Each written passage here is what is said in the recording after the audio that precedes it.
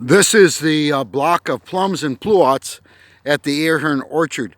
You can see there's two blocks in here, about 10 and 12 rows long, and each row is about 15 trees. You can see they're fully in bloom right now, and so there's plenty of flowers. And the only thing stopping in their way of producing fruit is pollination, is bee activity. There's a beehive down there. So there should be plenty of honeybees available for it. They're going to have, when flowers appear on trees, they're going to be present for about, if it's warm out, it's going to be about 2.5 weeks. If it's cooler, the flowers may last up almost 3 weeks long. And then when they flower, they're going to flower usually first at the tops of the trees and facing the south and west side, the warmer sides of the area, and also the closer to the ground, because the heat generated from the ground.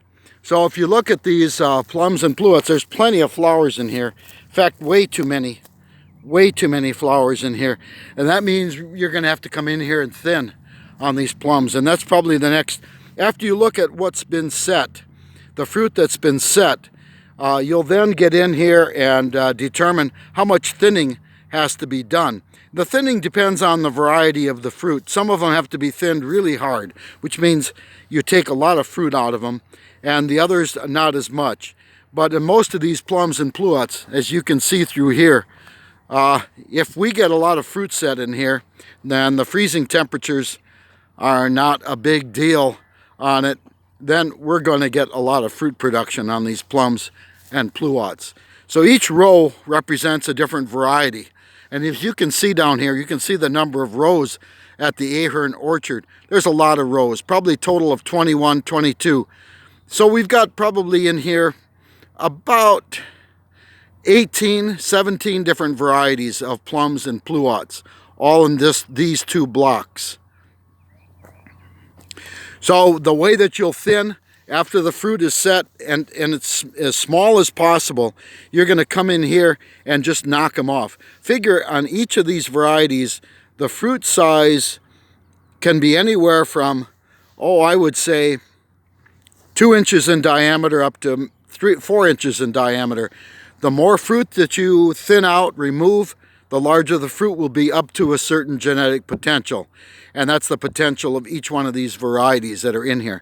So a little bit of knowledge will be gained by those that are doing some thinning in here.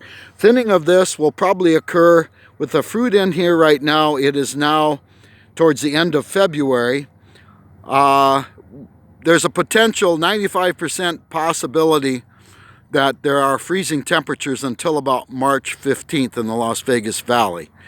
So I am guessing, and looking ahead 2 weeks, it doesn't look like there's going to be any freezing temperatures going on in here. But as the Lloyd Benson, one of the VPs here, told me this morning, there was frost in one area of it, which means it had to have dipped down that low, even though it's forecasted to be 42 degrees, no lower than 42 degrees. There is a section of this orchard which is colder than the rest, probably the lowest spot, because cold air usually sinks to the lowest areas.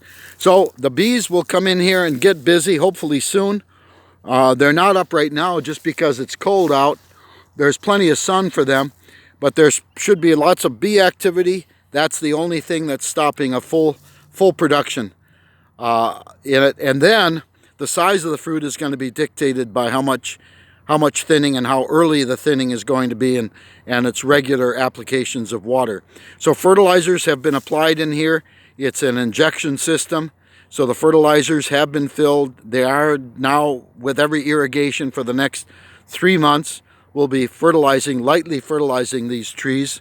That's an advantage of having injectors fertilizing the trees instead of doing it by hand. Plus it's a bunch of labor savings as well.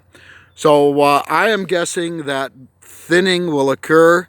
Nothing hurts being on the ground and telling, but I'm thinking probably we'll start the first part of April. We'll probably start thinning in here, if at all possible.